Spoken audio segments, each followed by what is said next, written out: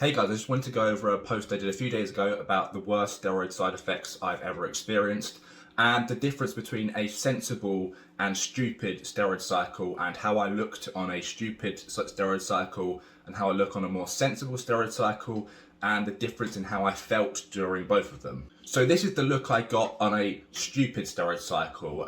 You can see I'm a lot bigger than I am now, but you can see in my face I look quite bloated, there's water retention. You can just tell that I don't look great from my face.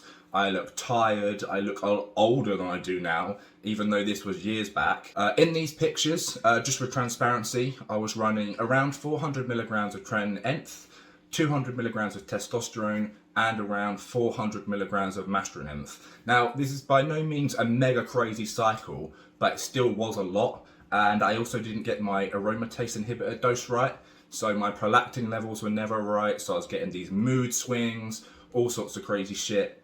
Because at the time, I just didn't care, and looking back, I didn't realise how crappy I felt doing that cycle. So nowadays, I take a completely different approach. I like to feel healthy, I like my cardio to be good, I don't like my blood pressure or cholesterol to be high, I actually have some sort of mortality now, I don't want to die young, so I'm taking a much more reasonable approach, and this is what I looked like on just 200 milligrams of test and 300 milligrams of primobolan. Far smaller, far less harsh cycle. You can see I think my physique actually looks better. Or even though I'm smaller, I feel like I looked more dialed in.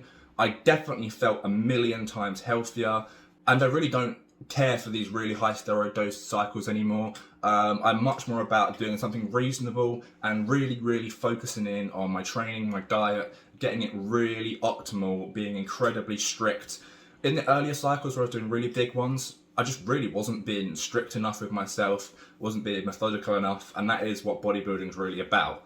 So if anyone can take some advice from this, is scale back your cycle, really nail your training and diet perfectly before you consider even taking these super strong ones, because even if you're competing, they're not even actually that necessary. There's other ways around it, especially if you're genetically gifted. You don't necessarily even need to use these super strong ones.